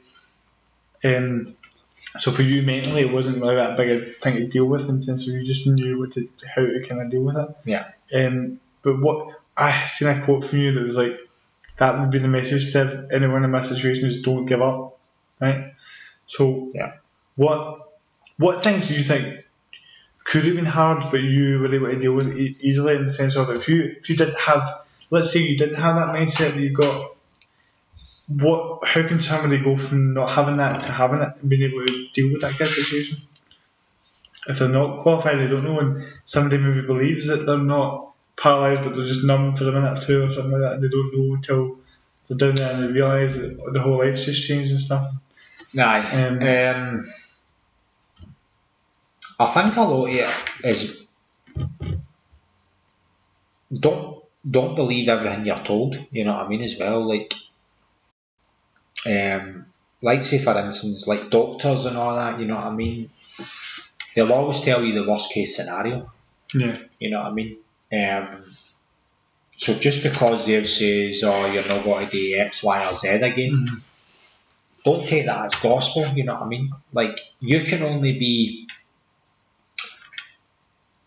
a quote I like, or a term I like to use as well, is be the best person or the best version of yourself that you can be. Don't look at somebody else and think, oh, you know what I mean, look at him, blah, blah, blah. Just be the best that you can be in your day-to-day life. Because like we've just touched on there, no everybody does the same things the same way, but that doesn't make you any less of a person, you know what I mean? Yeah. Just be the best version of the person that you can be. I totally agree. And you know what I mean? Don't settle for mediocrity either, you know what I mean? Like, you don't want strive to be the best. Nobody wants to be average. Everyone you know that's average and just doesn't go for that thing that they want to go for ends up hating themselves. But like I say as well, like I touched on earlier as well, not even to do with sport, because no everybody wants to play sport and be an athlete. Like I said earlier, other people have got other talents, you know what I mean? Like singing, like I says, drawing, musical instruments. Everybody's talented at something. And we need it, but I think what's rarely said is we actually need it all. That's what makes the world better. You need all these different things. The world wouldn't be very interesting if everybody was as into sports as me and you are. Do you know what I mean? Exactly. You need people that like art and like science and all these things to develop everything. Exactly. And if things were easy, everybody would be there. You know what I mean? You can only be in control of what you can see. You know what I think the biggest problem is? With the way that life is, right? You can only see it from your own eyes, right? Yeah. And people need to understand that becoming familiar with how to communicate to somebody and have the understanding that maybe you feel a certain way about something, but they don't feel the same way about it, and you have to be able to communicate that in a better way. Where I think that's the biggest problem, is that people are so focused on trying to sort out what's going on with them that they don't almost understand why somebody doesn't agree with them or why this isn't going their way, and they can't communicate that, which I think is the biggest barrier between trying to get people to understand, to relate to disability sport and get it more out there, is the idea of realising that we are just guys in chairs that want to do well and are putting in the work and doing all these things, and not just us but all these different athletes that are doing all these amazing things and putting in the work that they're putting in, and that's what it comes down to. I think it's a good point, but not even disability sport, just right across the board. Yeah, just in general. Yeah, just in general, like obviously people need to waking up and I don't know what the word I would use, but just really just waking up to be more aware. What's going on, and don't be so quick to judge. You know what I mean? Dismissive. I think people tar everybody with the same brush. You know what I mean? Like people with disabilities everybody seem just to get tarred with the one brush. You know what I mean? Exactly. Do you know something that just popped in my head that I wanted to ask you a wee while ago? We kind of get sidetracked. Was about that when you were speaking about your physical development, from when the accident happened to having to develop yourself to be able to have the strength to do all these things. Yeah. What was, in terms of getting to the Paralympic level, what is that kind of training like? How intense is that? It's very intense, mate. It's it's a combination of training's like a combination of everything, you know what I mean? So you'll have your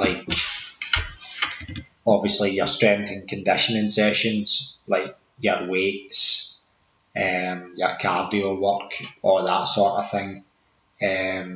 You'll have like your on-court sessions where you're doing, well, you can be doing fitness and you're obviously rugby chair as well, also doing tactical work, gameplay, ball drills, all that sort of thing.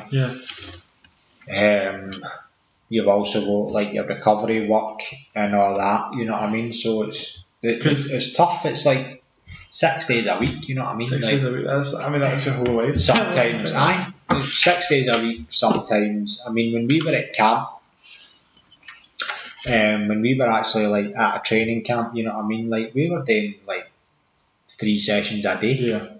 You know what I mean? And sometimes that camp can be 3 sessions a day, man. A 1 week long, 2 weeks long. Yeah. You know what I mean? In fact, the training camp we had like prior to, on the build up to London 2012 was like 6 weeks long. You know what I mean? And that was just the prep camp. But you hear that and you go, no wonder you were done in by the time you got there. If you're having to go from doing that and then you go into your chair and then you're just going to cut it out in your chair, your arms haven't stopped. Do you know what I mean? It's like, and that's how like obviously recovery is a massive part of it as well. You know what I mean? You've got to let your body recover. But like 2 and 3 sessions a day, you know what I mean? Like, that's why I wanted to mention it, because I don't think people are aware. You know, when we were talking about you training really hard, that I wanted you to say that because I want people to know what it actually takes. And I mean, like for instance, when I was first selected, so when I first get selected back, like I say, 2006. Our training camps used to consist of, we would swim at 7 o'clock in the morning, right? So first thing in the morning, 7 o'clock in the morning, you had to be in the pool, and we swam for an hour. We then get out of the pool, blah blah blah, and then we went for breakfast, and then about 10, half 10, we had an on-court session.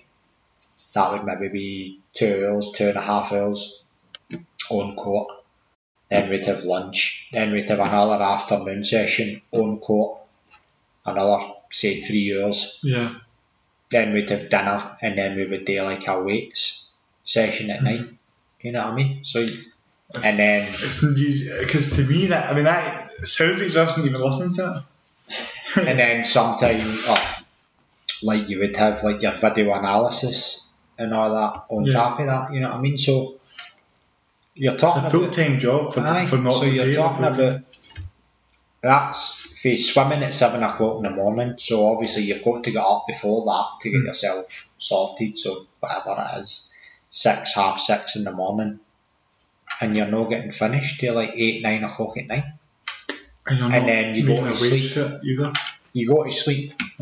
You get up the next day and you do it all again, like Groundhog Day. Yeah. You know what I mean? Did there come a point physically where you were like, I don't know if I can do this anymore? There comes no, maybe that I couldn't do it. You get there. Like, do you feel that you could physically jump back in? If somebody said, "Do you want you back in?" No, could you do it? No chance. No, for a point of view, being able to play the game and being tactically aware and all that, but no for a fitness point of view. Because I think that people believe that you could just, because you've got there, because guys that get there, they think that just means that they can jump in whenever. No. It's not that kind of thing. We're talking about elite of the elite type of stuff here.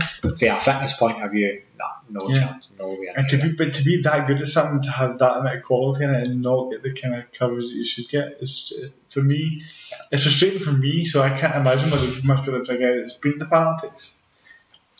Yeah. You know, and that's what it all kind of comes back to, is that this whole idea of I want people like yourself and like that putting in the work that you're putting in to get the recognition that you deserve. And it's the least that should happen. Do you know what I mean? Getting the recognition is just the least that should happen. Yeah. Every other athlete gets the recognition that they deserve. So why does... Exactly. And the thing is as well, we live in a time now where everyone wants to be heard. When you talked about kind of when we're talking about people on social media that in all these campaigns, when you look at the women are finally being able to speak up about things that happen to them and say, you know, this guy did this to me, and really be heard for the first time. Yeah. Which is all amazing, and it's good to see that. And then you go, but the thing is that women speak up for women and then they're heard, and they should be, right? And the same for racism. Black people speak up for themselves and they get heard. Yeah. I think it comes down to the fact that we're kind of expecting people that aren't in a position to speak up for us, and it's just not going to happen. It's just not really going to happen. We need to put ourselves out there, kind of thing. You make a good point there as well, though, about women and that, right? So we'll relate to another point, no just like, so get away from the disability side of things, right? Why are female athletes paid so much less than their male counterparts? Exactly. Why does Serena Williams not get the same amount of prize money as Novak Djokovic for winning a major?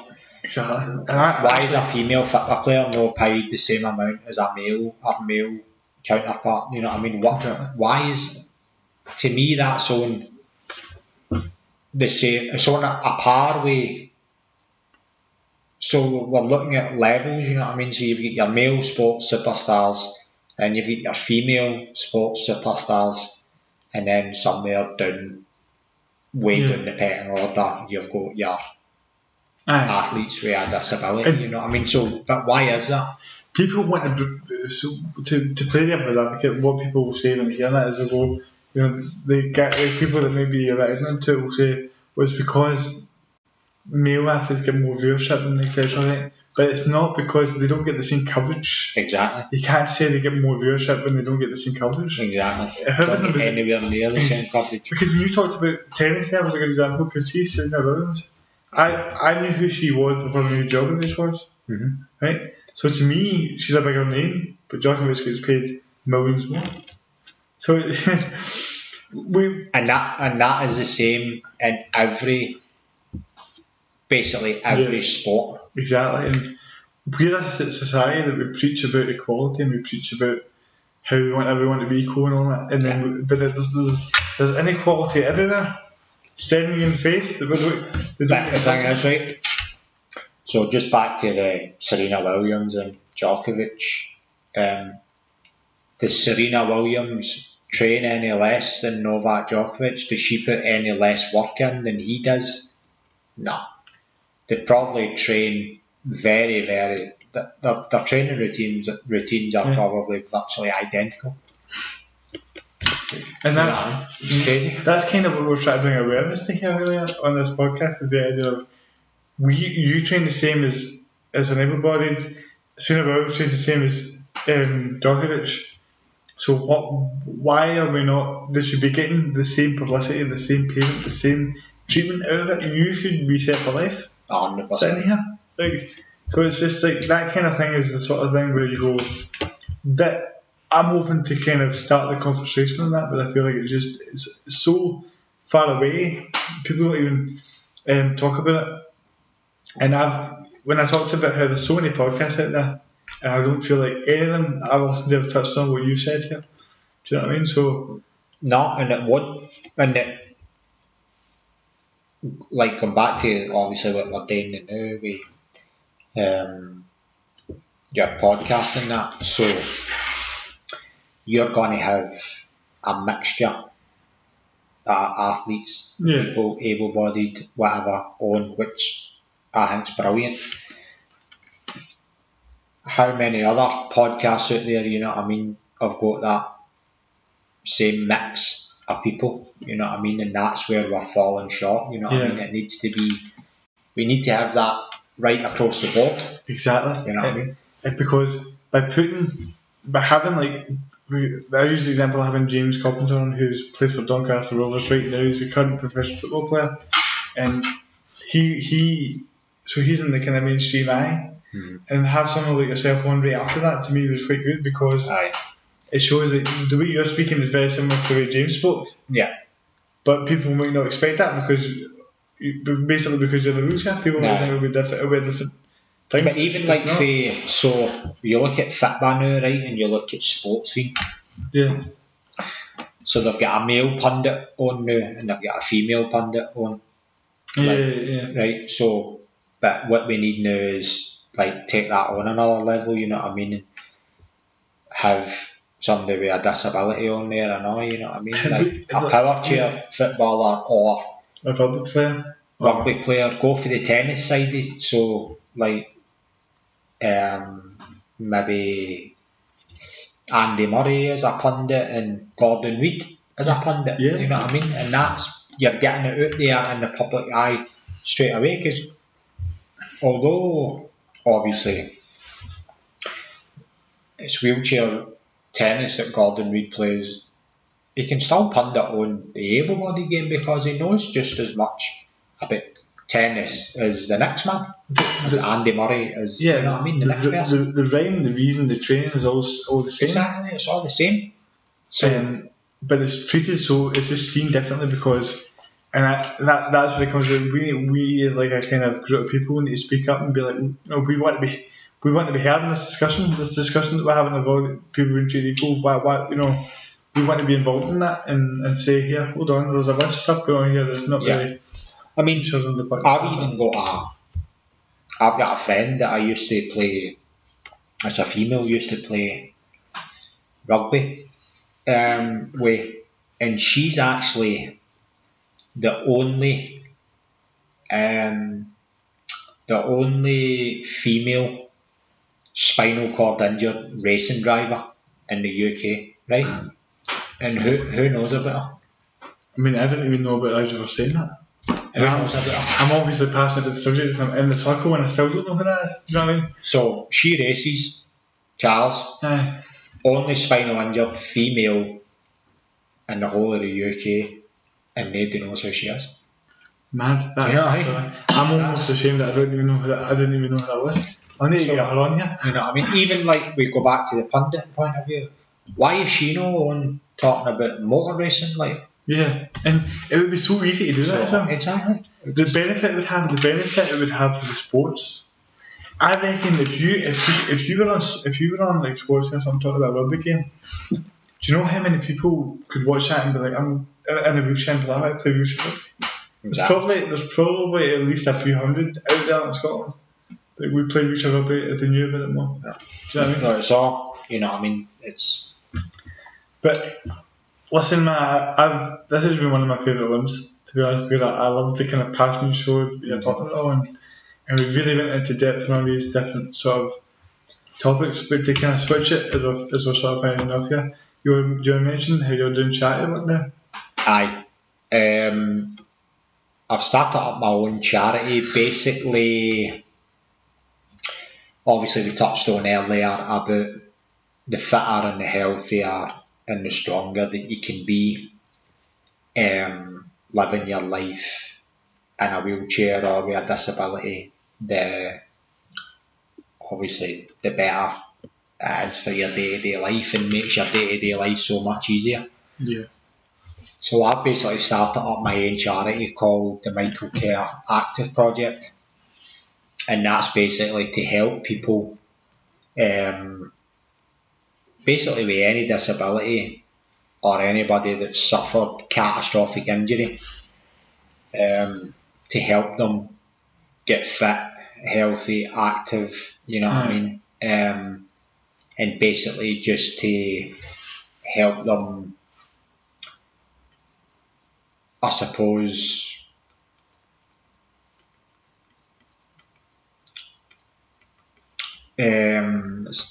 am I trying to just like teach them, figure things out. teach them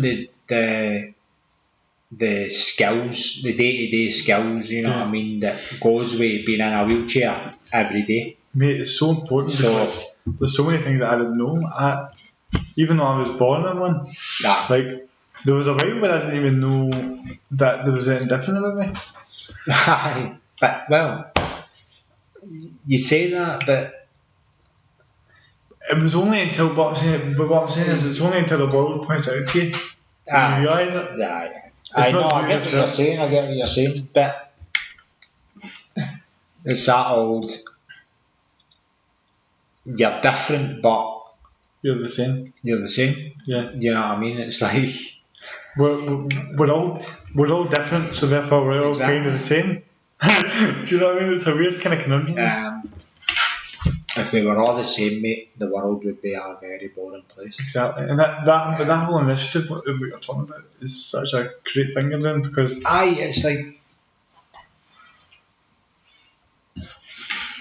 it's like when you have an accident or anything like that, right?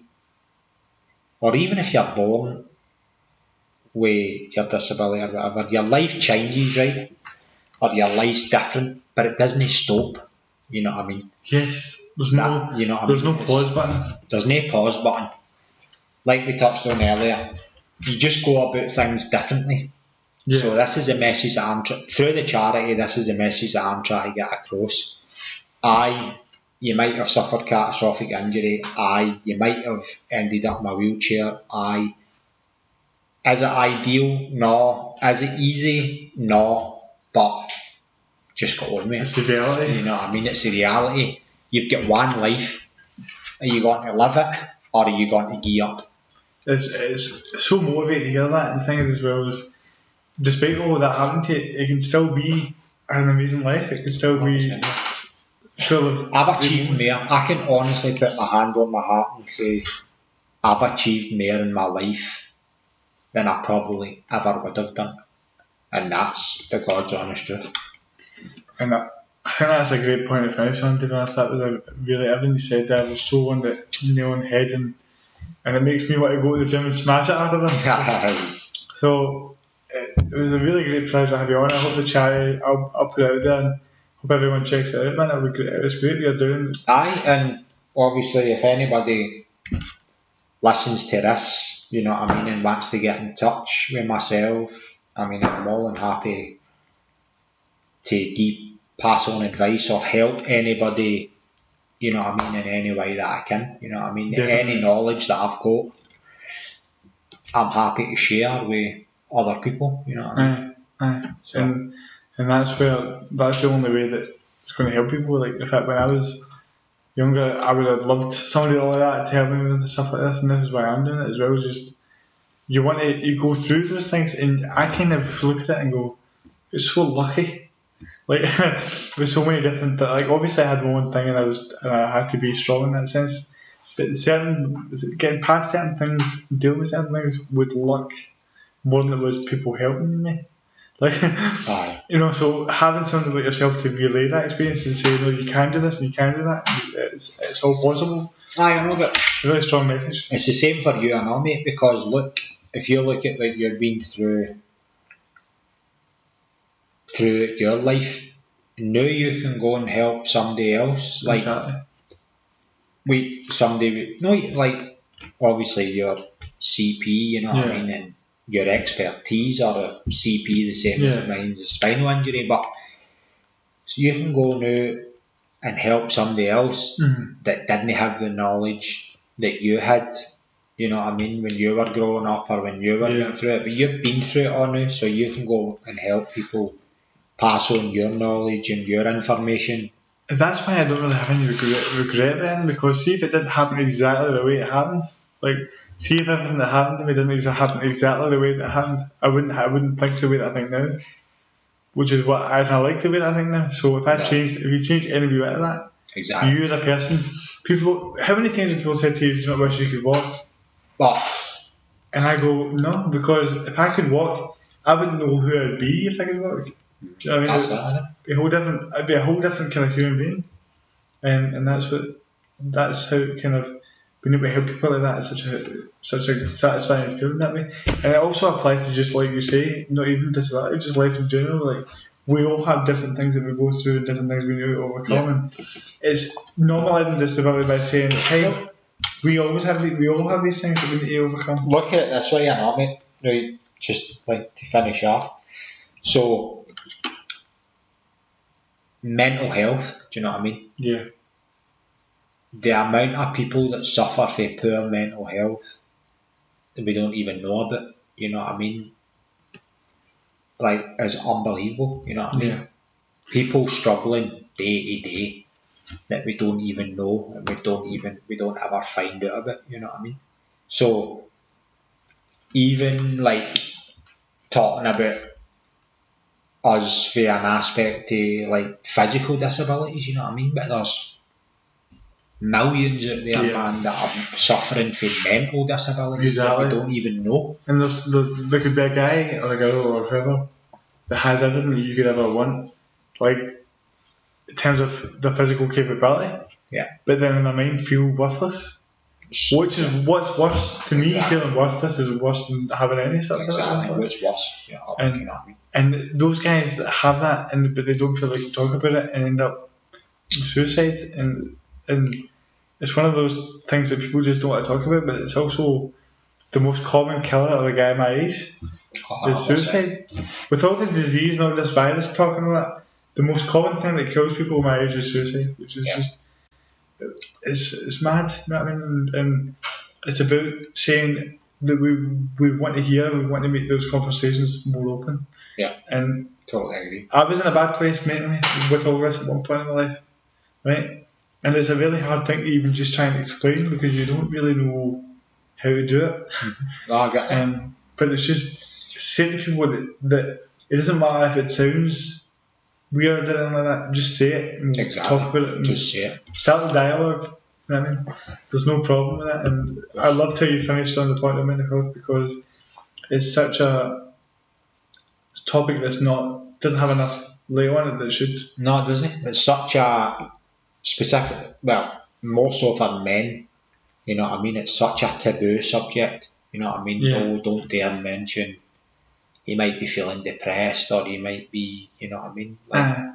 Like you say, just say it, you know what I mean? Exactly. Nothing's ever as bad as what it seems. Exactly. I mean, there's honestly been so many times where when I was like 18, 19, and I was going out, I was feeling really bad myself, and I would cry a wee bit before I go out, and then I would just before I entered the pub, I would just wait for tears away and smile, and then walk in, and it'd be fine. Well, not walk, wheel in, and it'd be fine. Yeah. And nobody would know anything about it. Do you know what I mean? Nothing about it. And I was lucky to be able to deal with that and get through it. But there's a lot of guys that will smile at your face and then be away. Do you know what I mean? Yeah, and don't get through it. Aye. That's the thing. That's why I'm saying that just now, as you're saying that, because I'm thinking it's so common, and we need to try and start saying to these guys that they can talk about it. And if we don't have a night out running down yourself, but you're feeling pretty bad about yourself, feel free to say that's the point. That's what real pals are for. Exactly. It's not just 100%. That's aye, and it's just as much. It's just as much an issue. For a mental, no what's your mental disability, but poor mental health. You know what I mean? It's on the same par as people living with a physical disability. Yeah. You know what I mean? The only difference is yours is visible and theirs isn't. Exactly. But it still needs to be a subject that. But that's actually why I think anyone we call disabled is kind of ridiculous in a way, because we all have if you look to the word for what it actually means, we all have our disabilities in the sense that we all have things that we can't do. But what's the point of focusing on something that you can't change? Do you know what I mean? don't focus on what you can't do, focus on what you can do. Exactly, You know what I mean? that's what That's the whole name of the podcast is all about ability. Yeah. And I don't mean that from like a skill standpoint, I just mean that from figure out what it is that you're capable of and focus on that. 100%. Because focusing on what you struggle with isn't going to ever get you anywhere. But it's also important to be aware of that. If you've got a skill or something you're not very good at, you can also work on that and improve it. Even just talking to you just now, we haven't actually mentioned this at all throughout this whole thing, but me and Mike met a few years ago at my college. I was interviewing you for my graded unit. Yeah. Now I didn't talk to you like this. I was a lot more nervous and stuff. And back then, I was really nervous about it because I knew that the graded unit was going to result in me doing a presentation for it. And I was really not looking forward to that at all because I just didn't have any confidence in myself. And so, but to go from that to being in a place where I can talk to you, knowing this is going to be recorded, knowing people are going to listen to it, and then to be in a position where I feel like you could give me a microphone in front of 1 million people and I'd be fine. You know what I mean? But I used to think that I would never be that guy. So it just makes you go, you can do these things, and you almost need to sort of get out of your own way. The only person stopping you is you, really. 100%, mate. So yeah, listen, mate, check out the charity. What's the charity's name again? The Michael Kerr Active Project. There's a website and stuff, so anybody that's maybe want to look at it or check it out can Google. You know what I mean? No, it's amazing, man. It's amazing what you're doing, and I really appreciate your time here, man. So, it's been a pleasure. Thanks for having me on, mate. Of course, mate. Of course.